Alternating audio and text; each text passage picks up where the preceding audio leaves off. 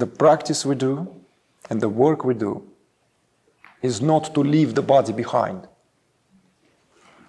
or have the body incapacitated to bliss. No.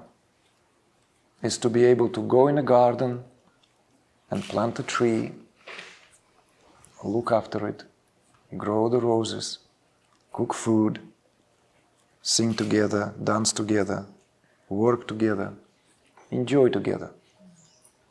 It's not about leaving this world. Nowhere to live.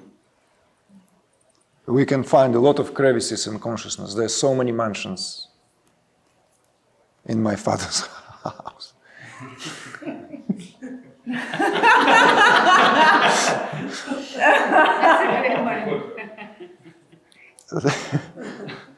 There's many places we can hide, you know. Many places we can like cope out, you know. So don't think that heaven is better. This is heaven. As heavenly as it can get. So clarity in understanding is important. Clarity. Having the right spiritual platform, right understanding. So that we don't begin to create some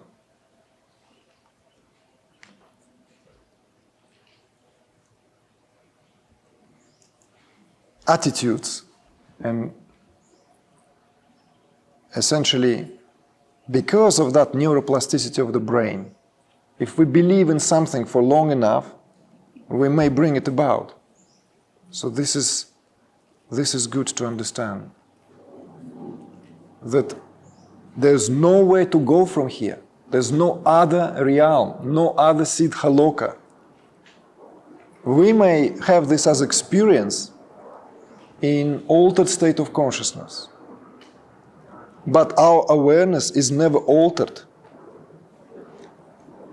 It cannot be altered. And all there is this. This and that. That is full.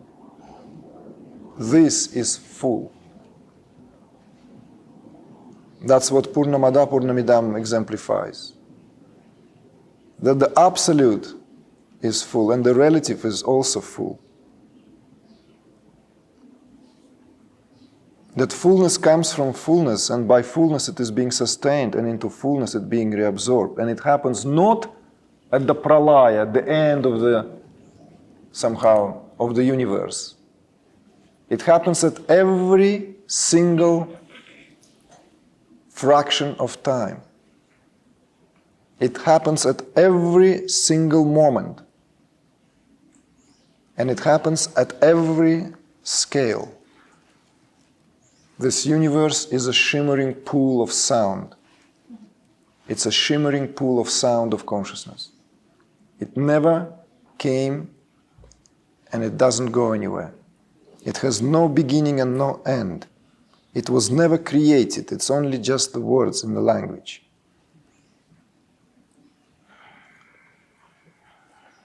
It exists for its own sake, as breath of awareness, humming itself for its own beatitude. Nowhere to go. There's no way to escape. There's nowhere better than here. Cannot be, because there's no other place. This is simply a temporal experience. It's like an amnesia, like a little something. Oh, there's some way we can go. Yes, on the planet Earth we can go to many places. We can go to Bali and enjoy holiday there. Yes. And we can go to Alps and ski. That's fun. But we're not going anywhere.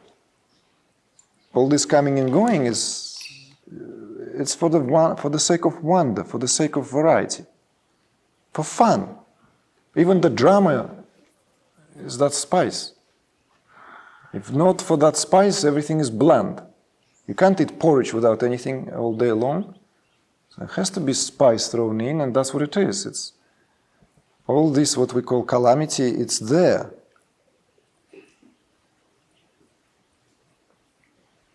So this is to be understood very clearly, simply, and to contemplate sometimes, if you wish, that there is no better place than here and now. Cannot be. So abide in this place as here and now.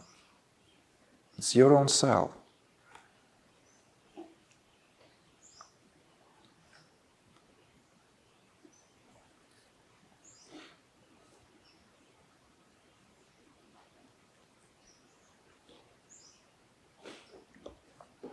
The physiology will catch up, in whichever way. We all will catch up collectively. This is what it means to bring heaven on earth. As simple as that, as the great Rishi spoke. Is to bring heaven on earth, because that's where the union is.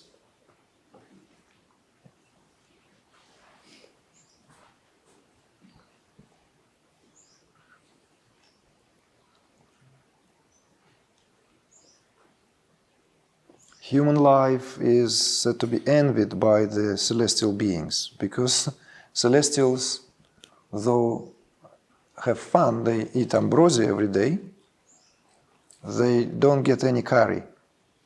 Mm-hmm.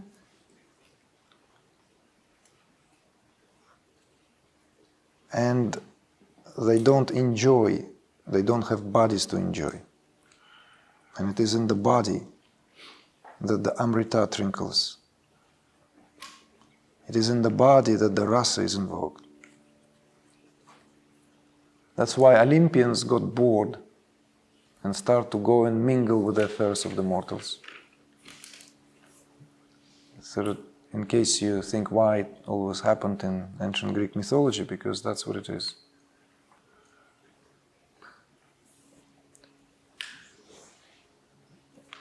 It gets boring in paradise. When Albert Einstein was asked about his view on heaven and hell, he said, I like hell for the weather, but would prefer, I'd like heaven for good weather, but would prefer hell for company.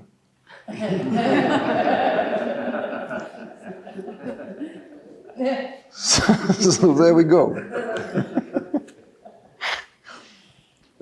The hint is there.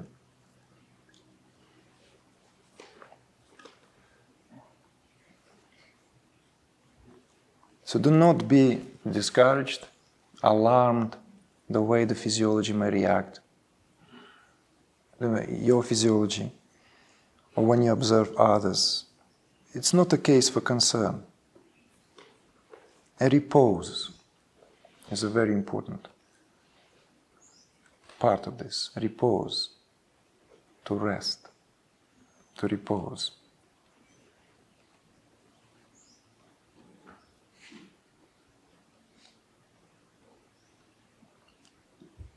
And sadhana is precisely for that, for giving that elasticity, its quality, so that your consciousness is not so rigid. It got used to be in the body.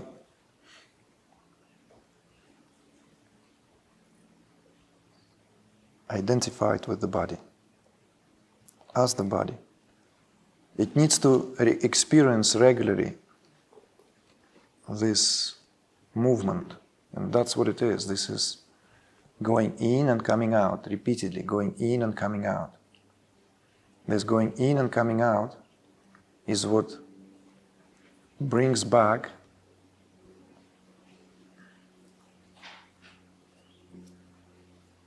the possibility for living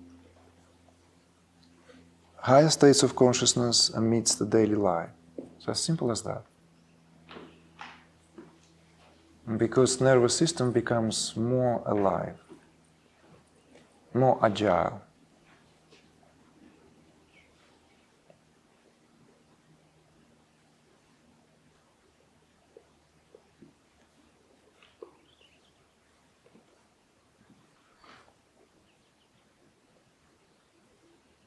So even amidst the activity, there's a deep inner silence.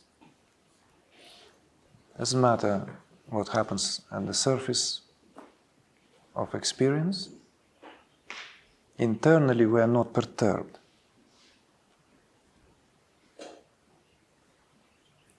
But that can only happen when we dive deep in and resurface. And it's not only about remaining in the altered states of consciousness, as it were, for as long as we can. No. It's very important to have this as a repeated experience, because that's what could be seen as that training. That's what brings back that elasticity. So that every contraction and expansion begins to be experienced as the throb of your own awareness. Every contracted state is nothing other than your own awareness, and every expanded state is your own awareness. And it happens at infinitesimal level, infinitesimally micro and infinitesimally grand.